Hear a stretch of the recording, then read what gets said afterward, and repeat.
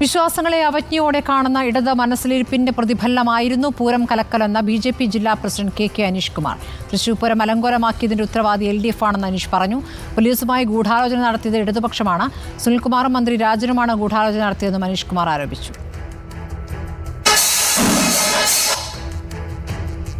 Jason ചാമോളപ്പിൽ വിവരങ്ങളുമായി. Jason, ഇപ്പോൾ BJP ഈ പൂരം കലക്കി എന്ന ആരോപണത്തെ അവജ്ഞയോടെ തള്ളിക്കളയുന്നു എന്നാണ് നേരത്തെ പ്രതികരിച്ചിരുന്നത്. പക്ഷേ ജില്ലാ നേതൃത്വം ആ നിലയ്ക്കല്ല, മറ്റൊരു ഗൂഢാലോചന എന്ന രൂപത്തിൽ അത് അവതരിപ്പിക്കുകയാണ്. എങ്ങനെയാണ് ഈ കാര്യം അനീഷ് കുമാർ വിശദീകരിക്കുന്നത്?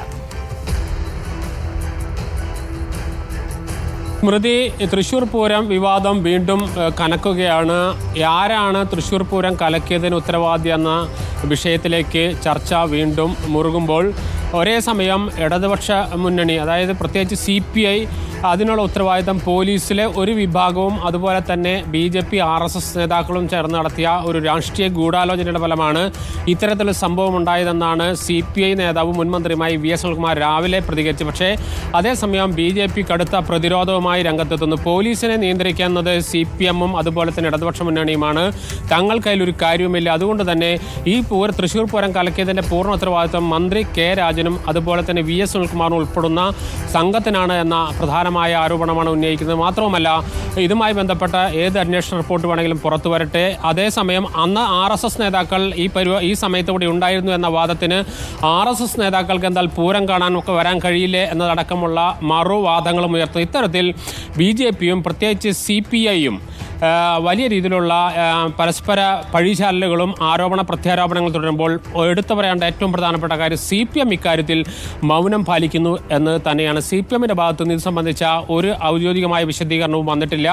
അതോടൊപ്പം തന്നെ പോലീസിൻ്റെ റിപ്പോർട്ട് സംബന്ധിച്ചുള്ള ആശയക്കുഴപ്പം ഇപ്പോൾ നിൽക്കുകയാണ്. ദേവസ്വത്തിൻ്റെ പ്രധാനപ്പെട്ട ഭാരവാഹികളെയെല്ലാം തൃശ്ശൂർ പൂരത്തിന് ശേഷം, പൂരം കഴിഞ്ഞതിന് ശേഷം തിരുവനന്തപുരത്തേക്ക് വിളിച്ചു വരുത്തി ADGP MR അജിത് കുമാറിൻ്റെ നേതൃത്വത്തിൽ മൊഴിയെടുക്കൽ നടന്നിരുന്നു. എന്താണ് സംഭവം ഉണ്ടായത് അത് സംബന്ധിച്ച വിശദമായ മൊഴിയെടുക്കൽ വിവിധ തലങ്ങളിൽ നടന്നു. പക്ഷേ അത് സംബന്ധിച്ച ഒരു റിപ്പോർട്ടും അതിനുശേഷം വെളിച്ചം കണ്ടിട്ടില്ല, റിപ്പോർട്ട് തയ്യാറാക്കിയിട്ടില്ല. പക്ഷേ ഇപ്പോൾ നാം മനസ്സിലാക്കുന്നത് പോലീസ് തിടുക്കപ്പെട്ട് സംബന്ധിച്ച എല്ലാ ഡോക്യുമെൻറ്റുകളും അന്നുണ്ടായ സംഭവങ്ങളും സംബന്ധിച്ച മുഴുവൻ രേഖകളുടെയും പരിശോധനയും അതുപോലെ തന്നെ വിവരശേഖരണവും നടത്തിക്കൊണ്ടിരിക്കുന്നു എന്നതാണ്. അതിനുള്ള പ്രധാനപ്പെട്ട കാര്യം VS സുനിൽകുമാർ മുഖ്യമന്ത്രിക്ക് ഒരു കത്ത് നൽകുന്നുണ്ട്. ഇത് സംബന്ധിച്ച അന്വേഷണ റിപ്പോർട്ട് എത്രയും പെട്ടെന്ന് പുറത്തുവിടണം.